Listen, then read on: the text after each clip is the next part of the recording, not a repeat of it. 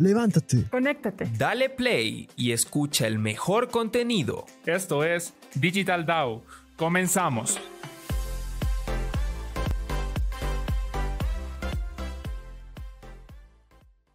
¿Qué tal, amigos? ¿Cómo están? Bienvenidos de vuelta a Digital DAO. En esta edición estaremos hablando sobre el tema del arte urbano y sus tendencias y manifestaciones. Vamos a hablar sobre la ropa hecha con cáñamo de cannabis, Sobre los tatuajes hechos con puntillismo. el paste up. Y por último, pero no menos importante, los grafitis. Quédense. Bienvenidos una vez más. Ahora estaremos hablando sobre ropa hecha de cáñamo de cannabis. Brother, recuerdo la otra vez que empecé a ver que ya no solo se utilizaba el cáñamo en hacer papel, en hacer ropa, sino que ahora tiene hartísimos usos como hacer zapatos, sorbetes, sombreros, hamacas. Es que claro, loco, es una industria que debería ser más explotada. Solo que tiene un poco de prejuicio aún de parte de la sociedad. Sí, antiguamente los chinos lo habían usado para crear papel, para crear ropa, así como Cristóbal Colón había vestigios de que trajeron 80 toneladas de utensilios usando este material, o también que Gutenberg la usó en hacer su primera Biblia. De hecho, se tiene fósiles que datan de hace 15.000 y 17.000 años de antigüedad. Todo esto llegó a prohibirse por simple interés de grandes industrias o multinacionales que se vieron afectadas en el bolsillo, ya que esta industria consumía menos gastos al momento de fabricar estas prendas. Así es, estamos hablando de la industria papelera, la industria tabaquera y la textil. Eran grandes magnates que habían en Estados Unidos, los cuales presionaron al gobierno para que se logre una prohibición. Claro, siempre ha habido intereses de por medio, ya que para crear ropa se necesita hartísima agua, y igualmente para crear papel los árboles tardan hartísimo, pero el cáñamo simplemente tiene un proceso súper acelerado que hay una diferencia de que un árbol en crecer tarda 20 años y un cáñamo de cannabis solo 20 semanas. Claro, y aquí vamos a hablar sobre los beneficios que tenía la industria del cáñamo y por qué afectaba tanto a la industria textil y papelera. Claro, tiene hartísimos beneficios. Recuerdo que uno de los beneficios está que protege de los rayos UV. También es antibacteriana. Es resistente y duradero. Sabes que es más fresca y una tela más delgada que el algodón. Sí, y que también consume menos agua que las plantas de algodón. ¿Sabías que todo esto en algunos países ha mejorado la economía, pero en otros ha empeorado? Porque como en Estados Unidos la prohibieron, entonces en otros países igual llegó a prohibirse. Entonces no solo se vio afectado a Estados Unidos, sino países donde simplemente las plantas de cáñamo crecen silvestremente, sin necesidad de que la gente tenga que plantarlos. Y claro, y justamente hablando del diseño de moda, sabemos que la industria textil es una de las más contaminantes que existen, ya que su fabricación en masa hace que sean prendas de rápido consumo y de rápido desecho. Y consumen muchos recursos, Ajá. los cuales terminan en la basura. También sabemos que una hectárea produce la misma cantidad de pulpa para hacer papel que 4 árboles. Esto quiere decir que si bien no se usa, no es porque no se sepa los beneficios o la rentabilidad o la sostenibilidad de este producto, sino que siempre hay industrias que quieren abarcar todo el mercado y adueñarse de todos los clientes. Claro, como por ejemplo lo que pasó con esta industria, que los grandes magnates utilizaron como excusa el uso lúdico de esta planta para poder beneficiarse y poder, poder seguir teniendo poder en el mercado. Así es. Muy importante es que en la actualidad grandes marcas, reconocidas marcas y diseñadores han admitido ya haberlas usado. Así es el caso de Ralph Lauren, Levi's, Nike Y Giorgio Armani. Exacto. En conclusión, podemos decir que la industria del cannabis ha sido dejada de lado y los gobiernos han hecho de vista gorda, ya que se podría desarrollar una industria que muy bien se puede utilizar la fibra de cáñamo en otras cosas, como en hacer cuadernos, en crear libros para los niños, en crear ropa para la gente que carece de prendas de vestir y pues no se ha hecho así. Entonces yo creo que en nuestro país se debería dar la oportunidad de más que legalizarla, industrializarla, comercializarla, exportarla para elevar nuestra economía. Yo sé que mucha gente está en desacuerdo porque lo primero que entra en la cabeza cuando escuchan cáñamo es del uso recreativo. Pero más allá de eso, es que no solo tiene un uso textil, ni solo para hacer papel, ya que también se puede elaborar aceites, pomadas que ayudan a personas que tienen enfermedades o sufren de algunas enfermedades crónicas y se las puede tratar con esto, pero como no es legal en nuestro país, esa gente se ve afectada y tiene que conseguir esos productos de forma ilícita. Entonces, al momento de buscar estos productos de forma ilícita, estos productos tienden a subir de precio. Que si se hiciera de forma legal, yendo a la farmacia a pedir un aceite de CBD. Claro, y no tienen tampoco un registro sanitario adecuado. Como podría ser que si es un producto legal y regulado tanto por el Estado. Ajá, por ejemplo, entre la frontera de Ecuador y Colombia hay hartísimas plantaciones de coca, de marihuana, pero estas plantaciones eran más que puestas por el hombre, eran silvestres que simplemente estaban ahí y nuestros antepasados o ancestros las utilizaban para crear remedios, para tratar males, para hacer rituales y todo eso hemos dejado de lado y simplemente hemos adoptado creencias y costumbres de otros lados.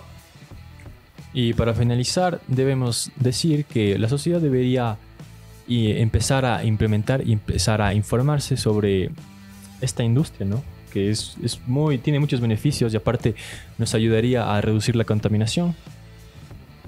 Cuéntanos, ¿qué crees tú sobre si la industria del cáñamo sería factible el uso en nuestro país o no? Déjalos en los comentarios.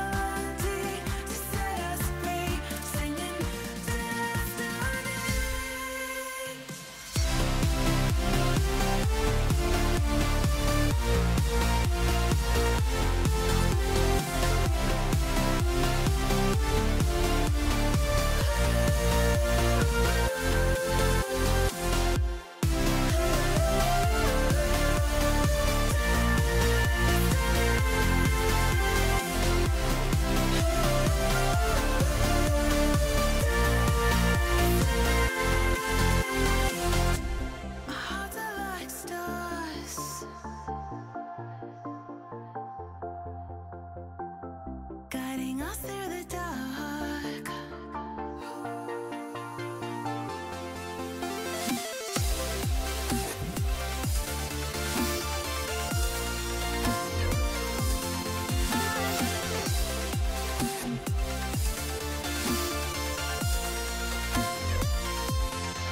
We've got the melody to set us free, singing destiny. We've got the melody to set us free, singing destiny.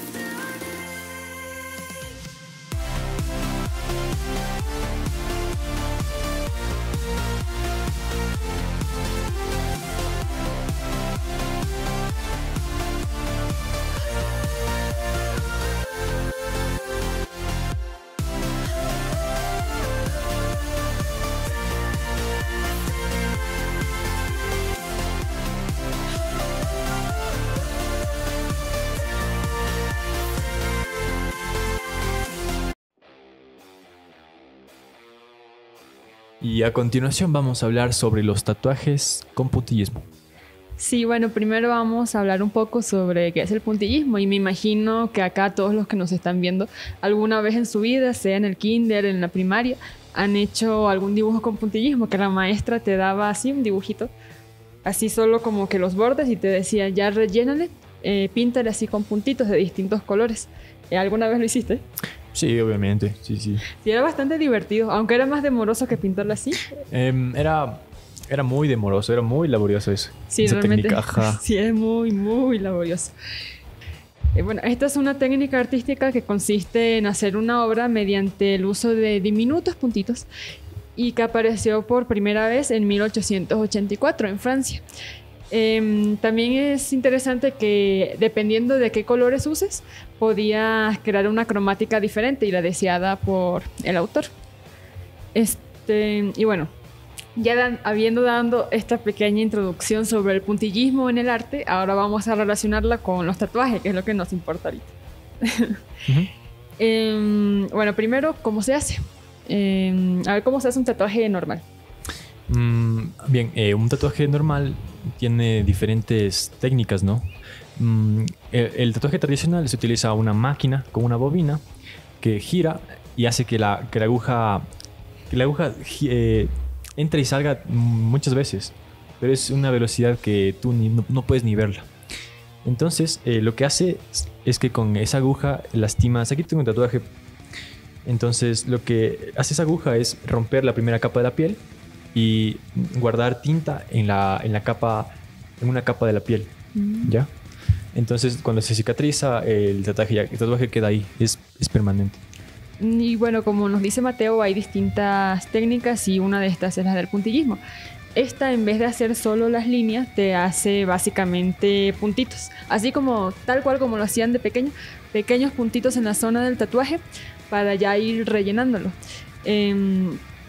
Pero esto es interesante porque ya pueden darle distintos acabados. Por ejemplo, si concentran mayor cantidad de puntos en un lugar y arriba luego lo pueden ir haciendo como que más delgado, entonces te da como que el aspecto de un degradado. Y estos tatuajes pueden realizarse, como dices, con máquina o también pueden realizarse con handpoke. El handpoke, sí. Sí, ¿cómo es eso? El handpoke se utiliza, es más artesanal. Se puede decir que se utiliza una aguja y tinta. Entonces tú haces el diseño en la piel y empiezas a... Es como un puntillismo, pero es mucho más... O sea, busca tener un acabado como de una línea, no más de puntitos, ¿me entiendes? Vas rayando la piel y sí, es artesanal, es mucho más doloroso inclusive. ¿Más doloroso? Sí. Yo había visto unos que decía que le dolió menos. O sea, que hay gente que cuando no se atreve a hacerse un tatuaje tradicional, así con la máquina, hay personas que optan por eso, porque al menos el no escuchar la agujita así. Sí, eso es, sí. Yo me he tatuado, el momento en que estás sentado dices fresco, pero cuando prenden la máquina es donde ya te empieza el terror, así es como que rayos, ¿por qué vine? Sí, dependiendo de la zona que te hagas duele más o menos, ¿no? Sí, depende de la zona. ¿Ahí en el brazo te dolió? En el brazo no me dolió, lo que sí me dolió es el relleno, el relleno con color, eso sí que me dolió. Y hablando de esta técnica tradicional, antes de que se inventaran las máquinas, el scalpel, como vimos ahorita. Estuve investigando y decía que se utilizaba en Japón, en países de Asia o incluso en la India, donde, por ejemplo, te ponían una aguja y le clavaban con un martillo chiquitito y le hacían así. Sí. De hecho hay una, creo que es en Tailandia. Ajá. Está una de las tatuadoras tradicionales más antiguas que hay. Que se hace, ella hace los tatuajes con una espina de bambú. Ah, sí, Sí, había ¿no es cierto? visto. Sí, que, o sea, depende del material con el que se haga, la cosa es que esté filosito para que pueda pegar Ajá, bien en la y piel. es como que le vas clavando. Ajá. Y bueno, también existe uno que es el puntillismo de arrastre, que en lugar de hacer solo pequeñas punzadas, es como que le dejan un momento y luego le arrastran. Entonces le dan una especie de degradado allí mismo Ujú. y lo utilizan dependiendo de qué diseño es el que quieran hacerse para los tatuajes. Pero siento que eso debe ser más doloroso. Sí, que claro, Sí. te lastima más la piel, te rompe mucho más la piel. Sí, y esta técnica, como ya dijimos, es más demorosa, es más tardada y bueno, también es súper complicada, aunque uno diga que son solo puntitos, es bien complicada. Y hay muchos tatuadores que se especializan solo en esto, o sea, Claro, tienen que... y ahí justo te iba a decir eso, que creo que el tatuador tiene que especializarse en cada estilo y Ajá. sabiendo cuál es el que le gusta más y cuál tiene más la capacidad de poder desarrollar, ¿no? Exacto, porque no es que puedes hacer los puntos como quieras, tienes que quedarte del mismo tamaño, tienes que presionar la misma cantidad de tiempo, entonces Ujú. tienes que especializarte muy bien para poder hacer esta técnica apropiadamente. Y bueno, también hay muchos tatuajes que son como que típicos que lo hagan con esta técnica porque queda muy bonito, que son por ejemplo los mandalas. ¿Has Ujú. visto alguna vez un mandala hecho con puntillismo? La verdad es que no. No sé, hay algunos en internet que son bastante buenos, entonces con eso mismo le dan los efectos de degradado, como les estaba contando.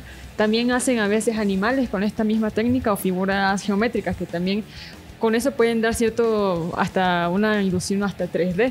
Entonces es una técnica bastante interesante y que creo que tiene futuro. Claro, y para finalizar vamos a dar unos tips para poder cuidar tu tatuaje hecho con puntillismo, o sea, de la manera tradicional.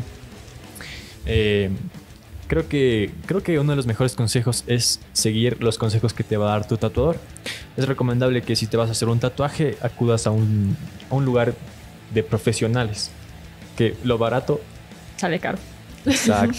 También, pero bueno, creo que los consejos más recomendables es no beber alcohol durante 2 semanas, no comer comidas que tengan grasa como la de cerdo y tampoco comidas que sean irritables, que te puedan irritar la piel, como el ají. Sí, también en estos días fui a la piscina con unas amigas y justamente se acababa de hacer un tatuaje y me dijo que su tatuador le dijo que no podía exponerlo al sol porque Ajá. se le podía hacer verde. Exacto. Entonces tiene que cuidarlo, ponerle protector solar y tratar de no exponerse al sol. No, ni siquiera con bloqueador, solo no tienes que estar con una manga si es que es un Ujú. lugar descubierto. Y Sí. tampoco puedes meterte al agua. ¿En serio? Hizo mal. Ajá. Hizo mal, se metió al agua, ya que se hace.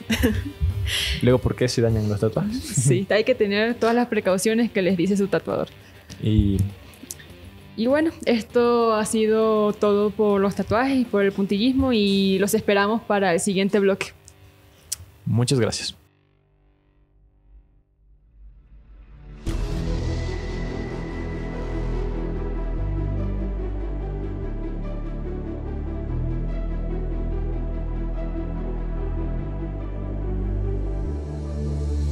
I've been watching you with dark eyes every night.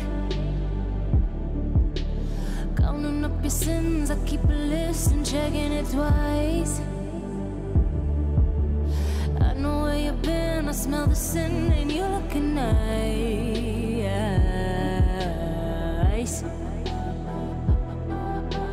You can't bury me. You don't never night. I'm still broken in the gutter. It's just me on my side, but I leave you with the shudder.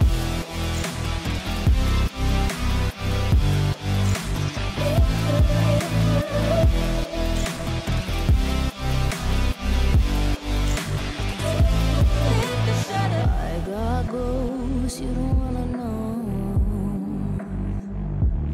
I got ghosts goes, you don't wanna grow. Trying to forget, I'm in your head, shatter up your spine. Try not to choke, a funny joke when you say you're mine. Lost your control, think you're alone, I'm still in your mind.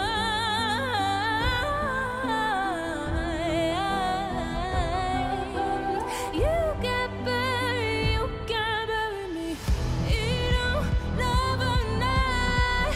I'm still broken in the gutter. It's just me on my side, but I leave you with the shudder.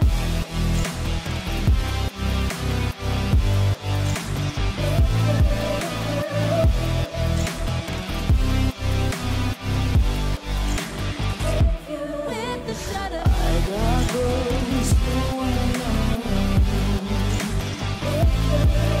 I got goals, you wanna grow. With the shudder. I got goals, you wanna know. I got goals, you wanna grow. I got goals, you don't wanna know. Y seguimos con Digital DAO. En este bloque vamos a hablar sobre el Paste Up. Soy Mateo y les voy a contar una anécdota que me pasó a mí, para poder explicar un poco sobre qué es esta técnica y de qué trata. Recuerdo que en noviembre de 2019 llegué al instituto.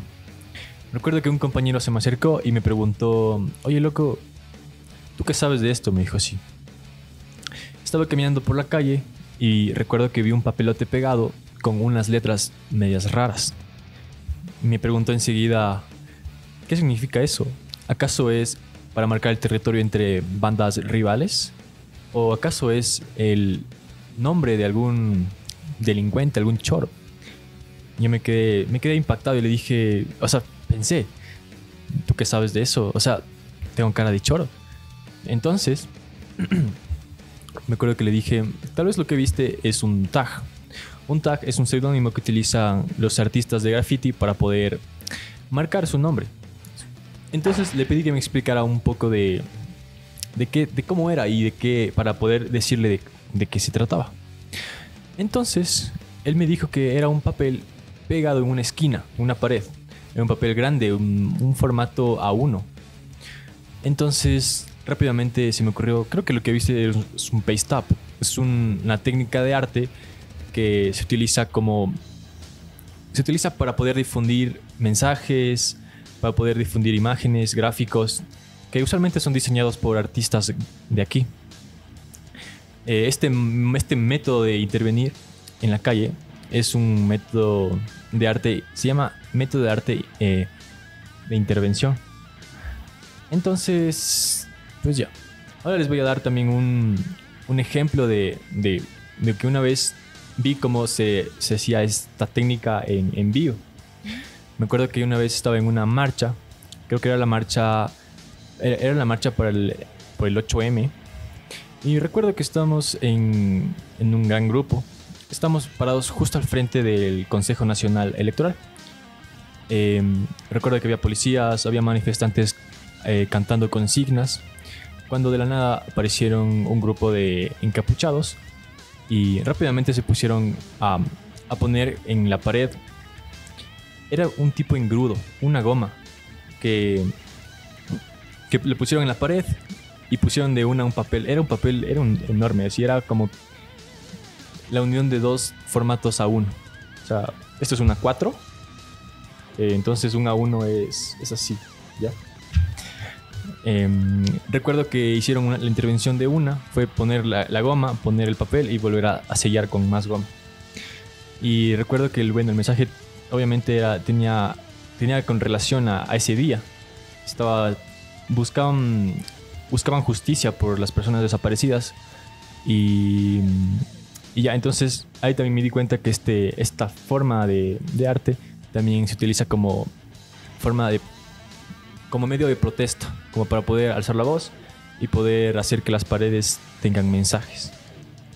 Entonces, voy a explicar un poco de cómo se hace el paste up. Te tengo una pregunta y es, ¿por qué crees que esta técnica es tan desconocida por las personas? Yo creo que esta técnica no es tan conocida porque es un poco nueva. Además que, claro, se tiene conocimientos del graffiti, de los stickers, que también se está haciendo una técnica conocida, ya que tú vas caminando por la calle y ves ahí en las señaléticas full stickers pegados, no sé si has visto. Sí, he visto muchos. Entonces, es una técnica prácticamente nueva, pero sé que con el pasar de los años se va a normalizar y va a ser mucho más común. Bueno, me llamó bastante la atención todo esto que me has contado, las técnicas, cómo lo hacían, pero ¿en qué se puede diferenciar el paste up a los grafitis? Se diferencia mucho en los materiales, ya que el graffiti se hace con latas de spray. Y además es una intervención mucho más rápida, o sea que se hace ese momento, tú haces la base, le pasas con el graffiti y ya. Como, bueno, igual sabemos que el material, el spray es de rápido secado. Bueno, solamente depende de la experiencia y de qué tanto sepa utilizar el spray el artista. Pero el paste up es mucho más fresco, ya que los artistas pueden diseñar, pueden hacer sus diseños en la casa y luego solo llegar y pegarlo. O sea, solo llegar y poner los papeles y ya queda. Entonces es mucho más rápido. Ajá. Sí, justamente eso estaba pensando, porque puedes hacer toda la arte en tu casa y demorarte y todo, y luego ya solo le pegas, ¿no? Ajá. Es interesantísimo. Es mucho más rápido. Sí. Entonces espero les haya gustado. Y soy Mateo, ella es Daniela. Y a continuación, Ya venimos con el siguiente bloque, donde estaremos profundizando un poco más sobre los grafitis. Bueno, los voy a dejar con la nota de interés de este programa, y es una frase de una chica llamada Carolina Iturralde, que dice así: lo que nosotros hacemos sin que nadie nos dé un centavo sirve para el espacio de todos. Y bueno, esta frase se relaciona mucho con el bloque que vamos a hablar ahorita sobre los grafitis. Quédense. Levántate. Conéctate. Dale play y escucha Digital DAO. Un espacio único y entretenido para hablar sobre diseño, arquitectura y urbanismo. Te esperamos todos los viernes con una nueva entrega. Únete y disfruta de todo el contenido que solo Digital DAO te puede ofrecer.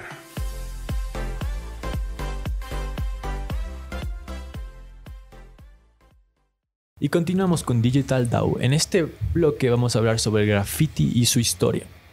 Sí, me imagino que todos ustedes, todos nosotros hemos visto en la calle alguna firma, algún dibujo, algunas letras. Y bueno, básicamente eso que vemos en las paredes son los grafitis. Pero lo malo de esto es que hay personas que los consideran como vandalismo y hay otras que las consideran como una expresión artística. ¿Tú cómo los considerarías? Yo la verdad siento que es de parte y parte. Yo creo que puede ser muy bien una expresión artística y una expresión también puede ser vandalismo. Depende de cómo esté hecho también. Sí, aquí me gustaría leerles una cita de una entrevista que hice justamente con un grafitero y le pregunté qué opinaba al respecto. Y esto fue lo que me dijo. El que relaciona los grafitis con el vandalismo me parece bien socialmente hablando, porque ¿a quién le gustaría que le rayen su pared sin que quieran? Pero muchos lo hacen por una maña, por morbo o por sentir la adrenalina de rayar la pared. Los grafitis son muy subjetivos. Y creo que esta frase resume totalmente lo que son los grafitis, porque hay algunos que son más vandálicos y otros que son más artísticos. Sí, de hecho, con lo que decía en esta frase, yo también he grafiteado y sí, o sea, lo hago por el hecho de sentir la adrenalina, que es que te descubran o poder grafitear y correr así. Es una sensación... ¿Tú la has sentido alguna vez? Sí la he sentido, pero en algunos juegos extremos no he llegado todavía a hacer un grafiti. Y bueno, los grafitis tienen una historia un tanto peculiar de cómo surgieron. En los años 60 en Nueva York fue que cobraron popularidad entre los adolescentes que vivían en estos barrios marginados, donde firmaban para ya como que marcar su territorio. Y también en esa época, la revista The New York Times hizo una entrevista a un grafitero que se hacía llamar Taki 183. Este es un chico que dejó su firma en casi toda la ciudad y muchas personas lo vieron y dijeron como que, ay, yo quiero ser como ese man. Ya voy a empezar yo a hacer mis grafitis y dejar mi firma. Y muchos adolescentes empezaron a imitarlo, pero a las personas ya más mayores esto como que no les gustó. Entonces ya lo denunciaron con la policía y le dijeron que empezaran a perseguir a los grafiteros y así es como empezó esta connotación negativa que se tiene hacia ellos. Claro, de hecho, justo hablando de esto de que se empezaron a popularizar, empezaron a aparecer muchas firmas de Taki 183. Yo había visto reportajes de que en Estados Unidos se veían vandalizados muchos o grafiteados muchos vagones de tren, ¿no es cierto? Sí, se veían muchos trenes. Justamente lo que más les gustaba era hacer en los trenes porque y en las paredes. Supongo que porque se movía y como que iba recorriendo la ciudad, ¿no es cierto? Ajá, exacto. Era como una pared, movimiento. Yo, por ejemplo, tengo una anécdota que sí me pareció un poco mal, la verdad, porque fue una salida de un concierto. Me acuerdo que estaba con un amigo y nos metimos al trole. Recuerdo que se subieron dos jóvenes y se notaba que estaban alcoholizados. Entonces empezaron a rayar el vidrio de la puerta del trole con una lata. Entonces sí me pareció un acto un poco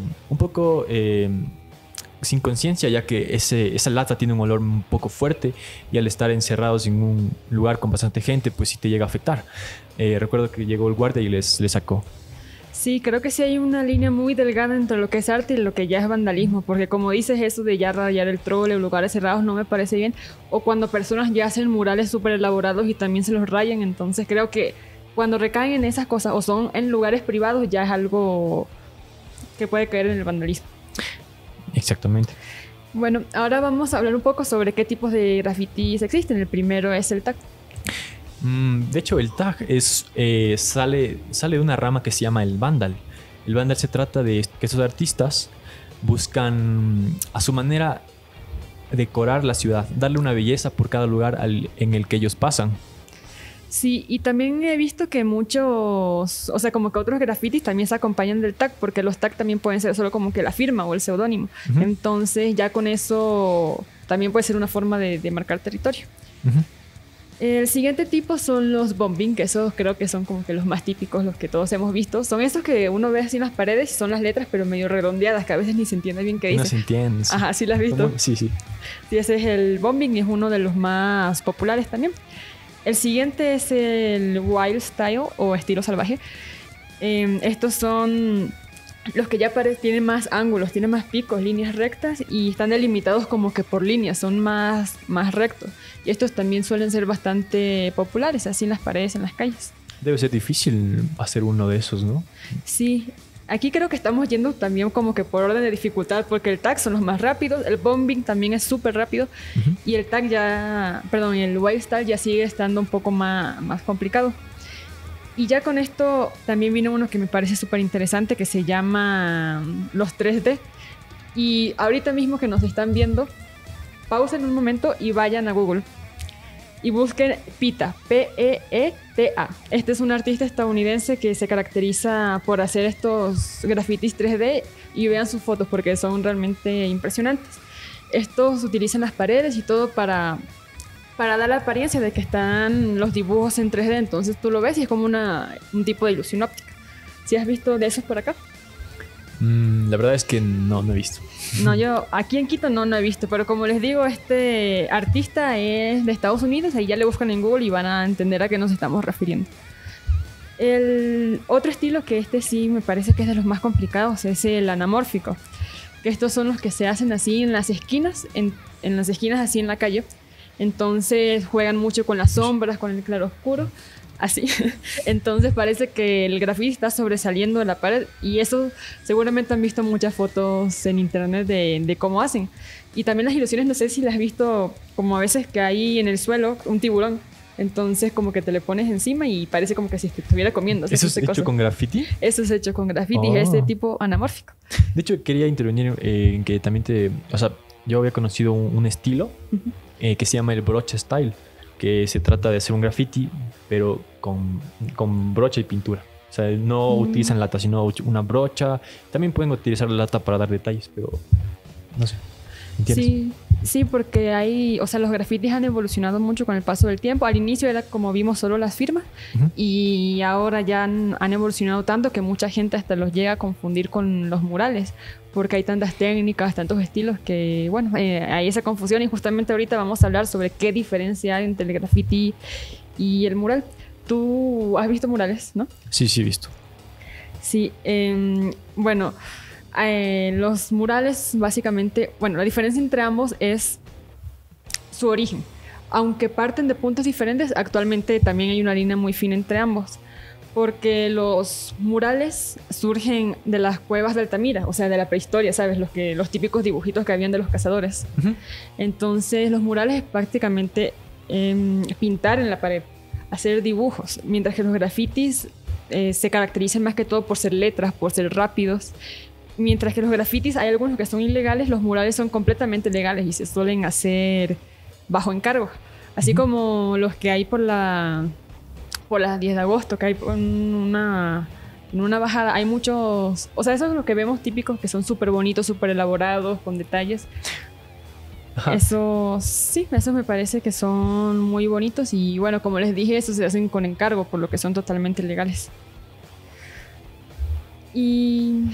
bueno, aquí en los comentarios me gustaría que dejaran su opinión sobre los grafitis, si es vandalismo, si es arte, si deberían legalizarlo. Todo lo que opinen al respecto, déjenlo en los comentarios que los estaremos leyendo. Muchas gracias por poner atención y esto fue Digital DAO.